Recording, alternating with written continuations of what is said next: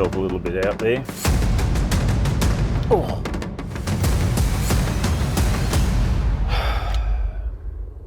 The Isuzu MU-X has earned a sturdy reputation in Australia as a go anywhere, do anything 4x4 wagon. And this is the X-Terrain, the latest flagship model in the lineup. But look what's come rolling into its territory. It's the new Ford Everest Tremor, and it wants to be a tough guy too. So we're going to drive them on-road and off-road. We're going to check out the pricing, the spec, the interior, the equipment, and then deliver our verdict. Hang on in there, it's going to be a fun ride.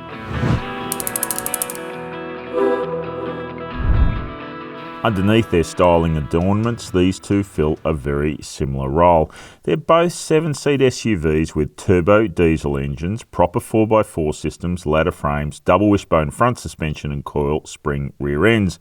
They're designed to go places on bitumen and gravel. These two line up pretty closely on pricing. They're both more than $80,000 by the time you get them on the road. And the Tremor in particular comes with plenty of option choices as well. Our test car is fitted with a premium seat pack, a touring pack and a rough terrain pack. This vehicle, close to $90,000. The Everest fights back on the budgeting front with cheaper servicing costs, while the MU-X's warranty offers an extra year but caps the kilometres. Both cars offer up to 7 years roadside assist if you service through the official dealer network. The X-Terrain retains the fundamentally familiar MU-X shape but gets its own 2-bar grille, 20-inch alloy wheels, fender flares and so on, all dressed up in a black pack. The Everest Tremor also goes down the black pack road with matte black alloy wheels, door handles, mirror caps and rock rails. Auxiliary lights are also added to the grille. But the big visual aid is the 29mm increase in ground clearance, courtesy of 17-inch grabber all-terrain tyres and something you can't see, Bilstein dampers and longer springs. The jobs these things are intended for really suit pulling power and a good level of fuel economy, so turbo diesel is the go. In the case of the Isuzu, we've got the very familiar 3-litre 4-cylinder engine mated with a 6-speed Aisin automatic transmission, part-time 4x4 with low range and a locking rear diff to help you in that off-road work. Under the bonnet of the Tremor is one of the key reasons for buying it, the Lion V6 turbo diesel engine with its strong and smooth pulling power. Now this engine mates with a 10-speed auto and a permanent 4x4 system, which means you can drive in all-wheel drive on the bitumen. Want to go off-road? Well, there's a low-range transfer case and a locking rear diff as well. The MU-X wins the fuel economy claims. It's about 350 kilograms lighter than the Tremor, so that helps. Being the flagship of the range, the X-Terrain has a couple of dress-up attempts made. There's some red stitching, a couple of soft sort of touch points here and there, but you know, essentially this feels very much like an MU-X. From the driver's seat, it's enclosed and dark in that familiar way, but at least that driver's seat is 8-way powered and the steering wheel adjusts for reach and rake so the driver can get comfortable. It doesn't exactly feel upmarket in here, even though Isuzu's thrown the full equipment armoury at the cabin. High-grade instrumentation and screens, dual-zone climate control, leather seat trim with heating up front. Quite swish all this, isn't it? It's an orthodox story when it comes to storage in the MU-X as well. There's a small lidded bin here in the centre console, a couple of cup holders in front of it, neither of which are spring-loaded or have any height variation. Up the front here, you've got space to store a mobile phone, but it's not a smartphone charging pad. You have to use the USBs for that. Decent sized storage bins, which include bottle holders, and over here, just the single drop-down fast glove box. The X-Terrain upgrades to a new 7-inch digital instrument panel and 9-inch infotainment touchscreen. Now, upgrading from where they were before is good, but it's still nothing special by the standard of what's offered around the place in terms of digital instrumentation. Good news though, Android Auto is now wirelessly connected as well by cable, joining Apple CarPlay. These audio dials are new, which is great, and we also get some new USB-C ports down here. A new 360-degree surround view monitor is part of the package, and it provides multiple and crisper views, including a see-through mode, very handy for tighter manoeuvres on and off-road. Step up, literally, into the Everest and you're entering a more modern feeling, more open, lighter, brighter sort of atmosphere. You get some nice touches like the Tremor badging on the backrests of the seats, which themselves are generous and accommodating. And again, you have a reach and rake adjustable steering wheel. So, all in all, quite impressive. Like the MU-X, the Ranger is built in Thailand and seems similarly well bolted together. It too comes with plenty of standard gear, dual zone climate control, Apple and Android with wireless connection, and these sizable digital screens. But be aware you pay extra for power, heating and ventilation of the front seats. Storage is a strong feature of the Everest around the driver's cockpit. You've got a large lidded bin here with a removable or sliding tray at the top. Spring loading for the dual cup holders. You've got a smartphone wireless charging port here. Dual cup holders also at either end of the dashboard, and a feature that the MU-X doesn't get, second glove box. One of the key highlights of the dashboard and cockpit area of the Everest Tremor is this big vertical infotainment touchscreen. Great for broadcasting satellite navigation maps onto it, can see a lot of detail and blow it up nice and big, but also access to apps and settings that are contained behind the screen are also very easy with this setup. Now, less enthusiastic about the digital instrument panel, which is a bit minimalist, a bit hard to navigate around to access trip computers and things like that, and I really dislike the bar style tacho that is contained in this screen. With only a reversing camera, the Tremor just can't match the all-round information the Isuzu's camera system provides. At this money, it should have a 360-degree camera. So it's an interesting tech comparison really, isn't it? There are arguments both ways for and against both cars. Most of us are just going to plug in our smartphone app and go that way, I guess. At least the Isuzu isn't actively annoying in the way the Everest instrument panel is. Safety equipment also ends up being pretty even between these two. There are also two of the better tuned driver assist systems, and the lane keeping is easy to switch off if you find it intrusive. Both cars get 3-row curtain airbags and 5-star ANCAP rating based on 2022 protocols. Right, into the second row of the MU-X X-Terrain, and things are not especially premium back here. For a start, you'll find the doors don't open that wide, so that doesn't help with entry and exit. And as a 180 centimetre tall person, I am a bit cramped and upright here. You can probably see my knees are quite upright. Ladder frame, chassis underneath doesn't help with that. That's typical of these sort of vehicles. Good tow room though, good headroom, and there's plenty of features here. You've got the overhead aircon vents that are also in row 3. By the way, I'm not even going to try and get back there. That's really kids only stuff back there. Other features in here include dual map pockets, dual door bins with good sized bottle holders. You've got this shopping hook here, and dual USB-Cs there. And if we come here, look at this armrest. Surprise and delight feature, double cup holders. Row 2 split folds and tumbles to aid access to row 3. The row 3 seats rise and fall easily using straps.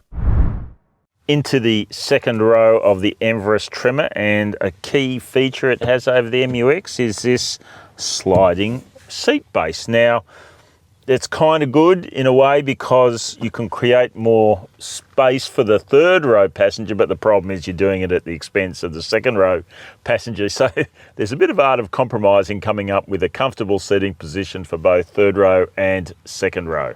The second row slides or folds to aid access to row 3, but tumbling would be better. The Everest also includes aircon vents for row 2 and 3. Okay, so now to the luggage area, and the MU-X, even with 3 rows up, has a decent amount of space, and it gets progressively larger and then even gargantuan as you fold the seats down. The story's much the same for the Everest, it just doesn't quite claim quite as much space as what's in the Isuzu. One more number to mention before we move on, and that's brake towing claims. Both vehicles reckon they can haul 3,500 kilos, which is the standard claim for the category. So that's two of Australia's most popular 4x4 wagons standing still. Now, let's go and drive them on and off-road and see what we find.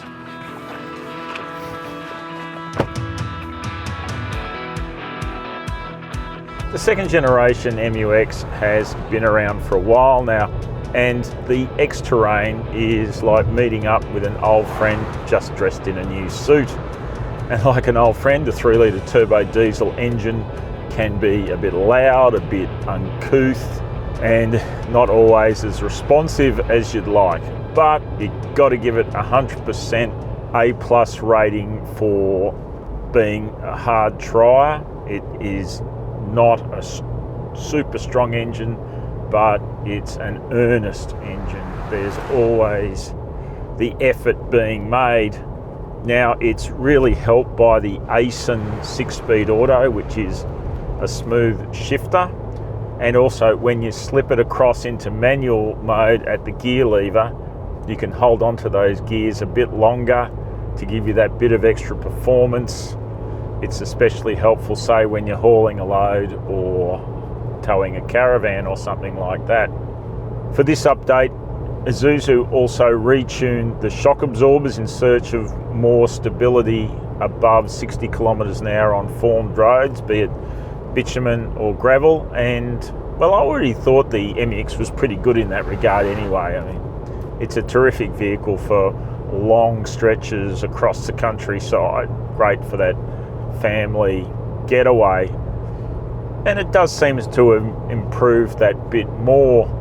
It has a decent ride for what it is. It also has decent handling, and while the steering is weighted, it is accurate enough. I do appreciate one feature related to the steering, and that's the easy way you can switch off the lane centering function. It does tend to grab at the steering wheel a little bit, and if I'm finding it too intrusive, it's just a press of the button on the steering wheel. Simple and effective. Everyone should do it that way. The decision to include the Lion V6 in this generation Everest increasingly looks like a masterstroke, especially as the 2-litre wet belt 4-cylinder engine's now been dropped. The V6 is such a big, smooth, comfortable engine, quiet, responsive. It's just a class above anything else in this segment. It's a powerful, pardon the pun, reason to buy this vehicle. Perhaps the 10-speed auto is a bit busy as it shuffles through the lower gears, but generally it's a smooth operator. I wish it had a sport mode added to the powertrain setup in this car. It is used in the Ranger Raptor sports model. That would just help hang on to gears a bit longer, because the way of doing it now is via the silly buttons on the side of the gear change bun, I guess you'd call it, down here. And both the manual setup and the bun itself have given me the irrits from day one since the launch of this generation Ranger and Everest. They're just not a great solution. Now, all this stuff so far has been common to Everest. There's nothing there that separates Tremor, but the Bilstein shock absorbers do. Now, they're position sensitive. They have separate compression and rebound zones, all designed to try and improve the body control of the vehicle.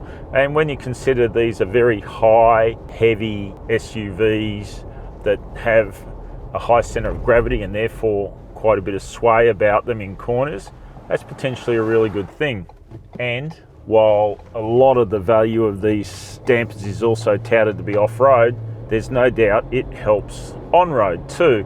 The car has good mid-corner body control, rides the bumps pretty well, steers well. It's got light steering, which helps cope with the weight.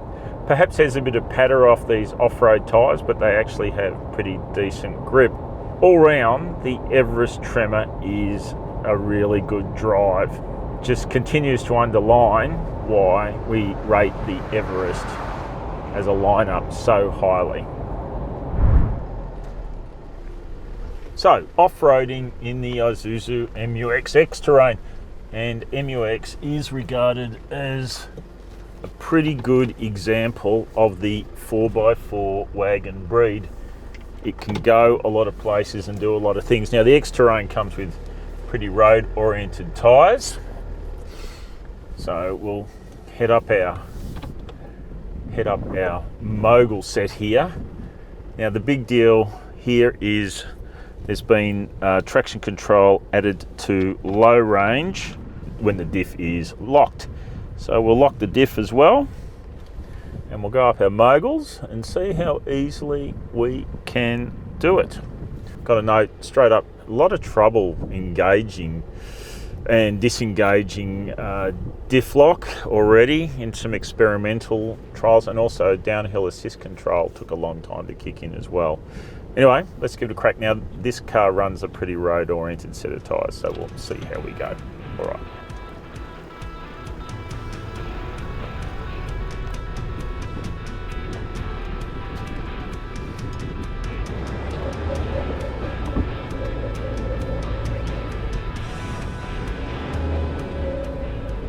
That is too hard to work.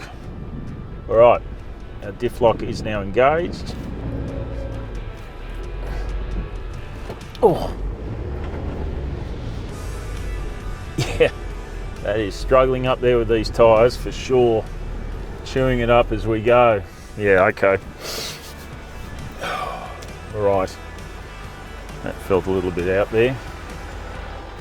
Once again, couldn't get the downhill assist control to engage. So we're just going down here on the brake. Here we go.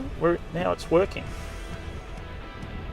Anyway, it's reasonably smooth. You can hear the brake working a little bit, but not a lot. All right. Well, this car just does feel a little bit limited on this loose surface with these tyres. All right, we got some nice big puddles. We'll take it easy.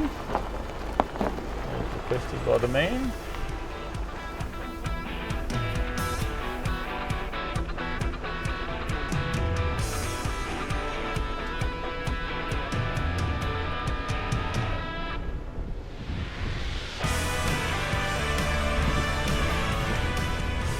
All right, let's try the crawl control up the hill here. Oh, that's a lot of spin. It's really not happy. We're in low range, but we don't have a diff locked. It's not happy. It needs more tyre grip for sure. It's a struggle.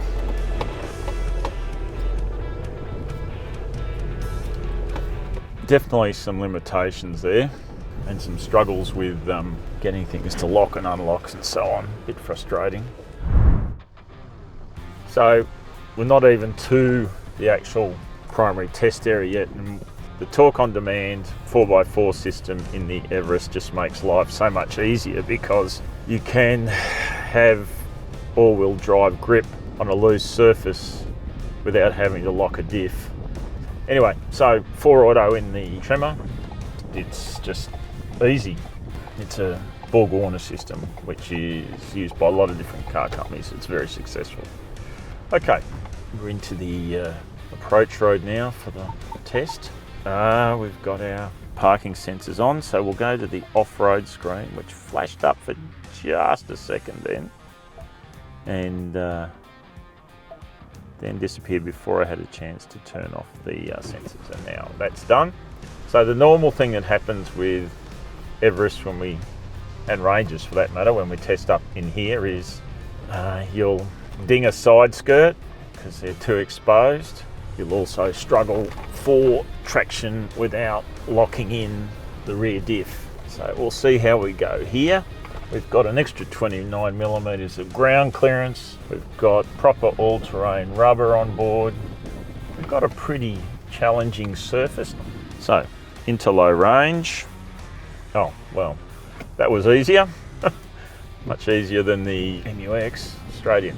Alright, we're just going to drive straight up here, see what happens, see if we can make it.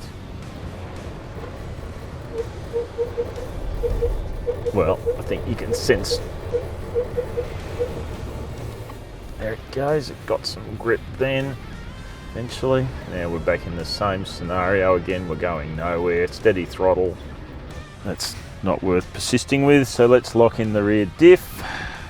Okay, and now let's try again. Straight away. Here we go. Straight up. Oh, still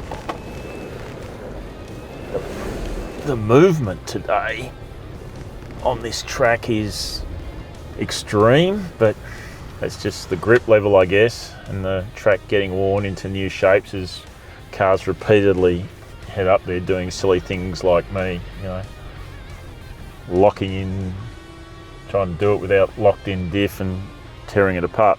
Now, here's another easy thing, unlocked. Life is a lot easier in this thing with the controls. Downhill assist control, it's engaged. And now we'll walk down here. Gosh, life instantly easier. Just think, getting things just to work when you want them. And we're just walking down this hill.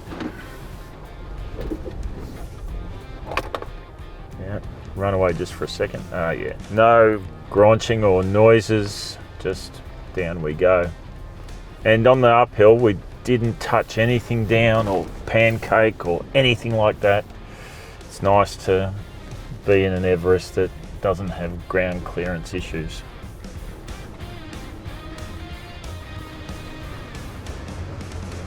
Oh, that's a bit. This system is not sensational, is it, without the diff lock in? There you go. Well, I think the MU-X's fundamental traction without a diff lock is actually better than the Tremor. The Tremor couldn't get up there without the diff lock, up that steep little pinch climb without the diff lock in. The MU-X could. This thing's got much better tyres. It still couldn't get up there. That's disturbing, and it's confirmation of what we've learned previously, that this 4x4 system in this car does struggle for traction when you're trying to climb a hill. Alright, we'll put the downhill assist control in again down this little rocky chute again. Yep, walking down nicely down here. Well, saying I'd like more cameras probably isn't fair. There's plenty of cameras, just maybe not quite the cameras I want. I want the transparent ones, really. Alright, we're going to try and walk up this hill now without putting the diff lock in and see if we'll make it. I think this is going to be a struggle for this car. There's just a couple of depressions in it that might mean we need the diff lock, because it just doesn't seem to. Didn't even get to the one I was worried about. Wow. It's just not going to go anywhere. Diff lock in, and away we go. The thing does have traction control in low range, it's just ineffective.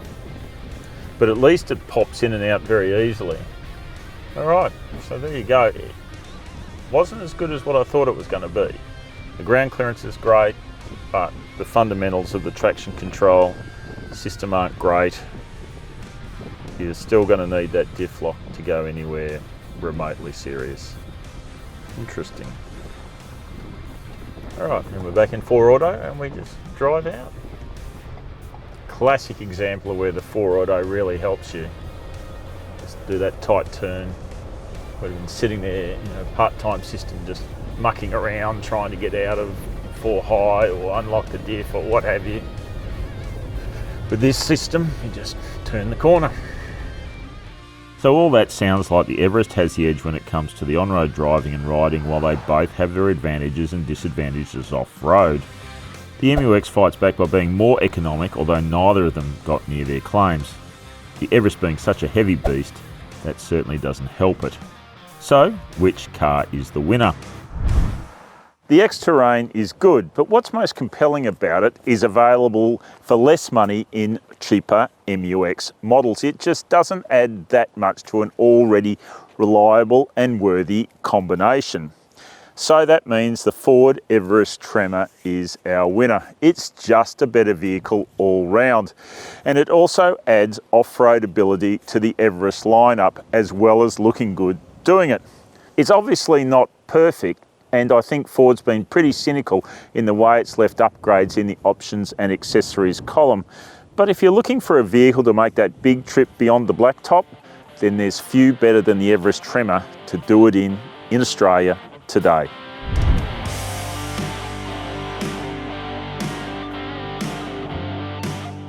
Thanks for watching. Don't forget to like and subscribe for more videos, and also don't forget to tell us what you think of this video in the comments below.